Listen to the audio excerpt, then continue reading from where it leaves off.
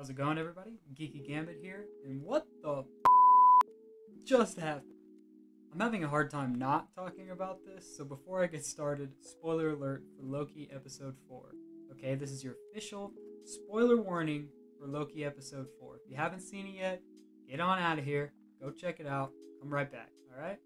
So with that out of the way, I just gotta say, I'm pretty sure this is the best thing Marvel-wise since Endgame, okay? Definitely my favorite by far, and that's not to say that WandaVision, Falcon and the Winter Soldier, or even Far From Home are bad projects. It's just Loki is completely blowing them out of the water right now. The visuals are insane, the music is on point, the chemistry between both the Lokis, or Loki and Sylvie, and Loki and Mobius are phenomenal. It's crazy. Speaking of which, let's just take a moment of silence to breathe in remembrance of our fallen hero, Mobius. You will be missed.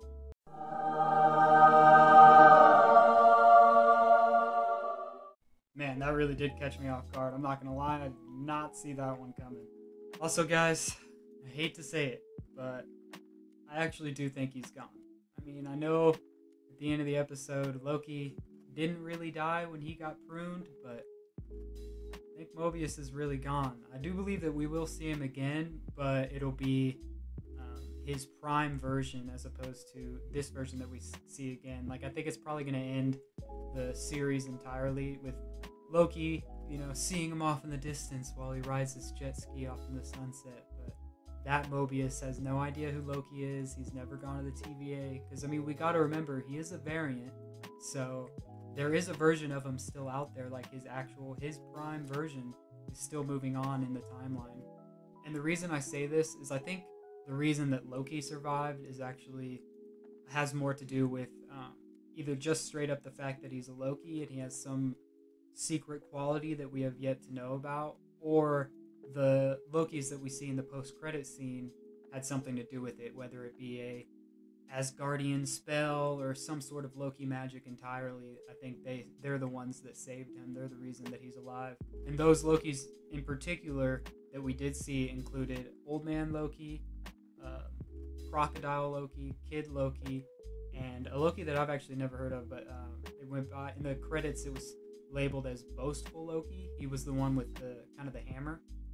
But I am getting a little too far ahead of myself. The big revelation of this episode was actually the fact that timekeepers ain't real. Okay, they just robots, yo.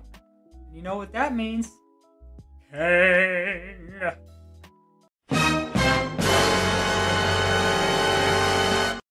No, but in all seriousness, all signs do point to Kang. Okay, I mean, I know that the timekeepers were all just fake propaganda, but at the end of the day, the timekeepers and the TVA it's a powerful entity, okay? There is still someone behind that curtain, very Wizard of Oz, so to speak. Now, my money is most certainly on Kang, but there is another theory out there that I do believe deserves at the very least to be mentioned. And that's that actually it is another Loki that has succeeded in taking over the TVA and put himself at the top. Now, originally, this theory was that Richard E. Grant would be playing Old Man Loki, and he would be taking this spot. But since at the end of this episode, we do see that, in fact, half of that theory is correct, and he is playing Old Man Loki. However, it appears that he is essentially a good guy, a good version of Loki. He's not actually the man behind the curtain. That being said, that doesn't mean that theory is completely disproven. It could still be a Loki in charge of the TVA. It would just be a different version of Loki. And he or she's goal would be to, isolate the timeline in order to protect their reign, essentially. And that really would be Kang's main motive as well. So that's why I don't think it's too far-fetched to think this. Again, in my opinion, that's unlikely. I do still believe it to be Kang, but it is possible. So in terms of theories for next week's episode, I believe it's likely to start off right where it ended. We'll see Loki waking up again, surrounded by all of the other Lokis. We'll just call our Loki Prime from now on. He will be surrounded by all the other Lokis, and they will tell him that they saved him, possibly why they saved him, and tell him he's in great danger because of the TVA or something that might be in this planet of Loki's, Loki planet. And then they will take him to his home base, or to their home base. And I believe at this point, this is where we will see the President Loki, in which we have seen in some of the TV spots and trailers. I also did have a thought, or I guess mini theory, that I think the President Loki might actually be just our Prime Loki, just in a different outfit, but I'll get into that later. So at this point, there's two options of how I think this episode can go. And one, that's that they will tell Loki that they have essentially been trapped on this planet or timeline, what have you, for a very long time, and they just have no idea how to escape. And two, that they're actually, frightened of the TVA or the threats out there, so they've actually, isolated themselves here because they're actually truly scared of the real threat. Kang, sorry. Now, if we go with option one on this one, I believe that Loki will then somehow figure out that the way for them to escape is to create a huge Nexus event.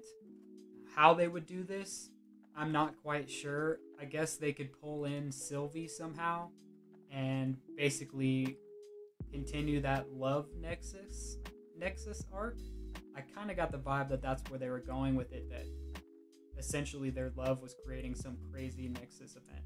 So I guess they could pull that.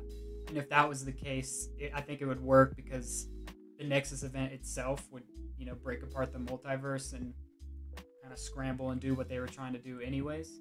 But if we're going with option two, and this is my personal favorite option, this is the one I hope they go with, is actually that, the Lokis are all frightened and scared because they don't want to go up against Kang, which is, it's kind of understandable. Kang's he's a big threat.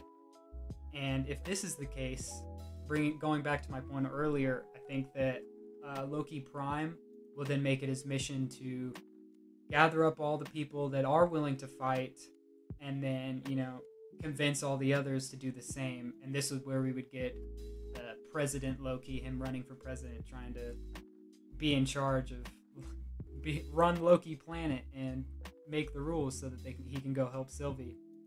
Regardless of which of these theories prove to be correct, if either of them even do, I do believe that two things are very possible to happen no matter what. And that's, one, we will find out who the real big bad is by the end of episode 5. And two, it's very likely that it will end whenever Loki Prime is able to escape where he's at and make it back to the TVA trying to save Sylvie. It'll probably end right there, just, giving us that cliffhanger that we want so that we have to wait another week. And then it'll, in episode 6, it'll likely end with the final battle and the epilogue. Alright, thank you so much for sticking around to listen to all my wild, crazy theories. If you have any of your own, be sure to put them down in the comment section below. Don't forget to like and subscribe. And as usual, I'll catch you guys all next week. Peace.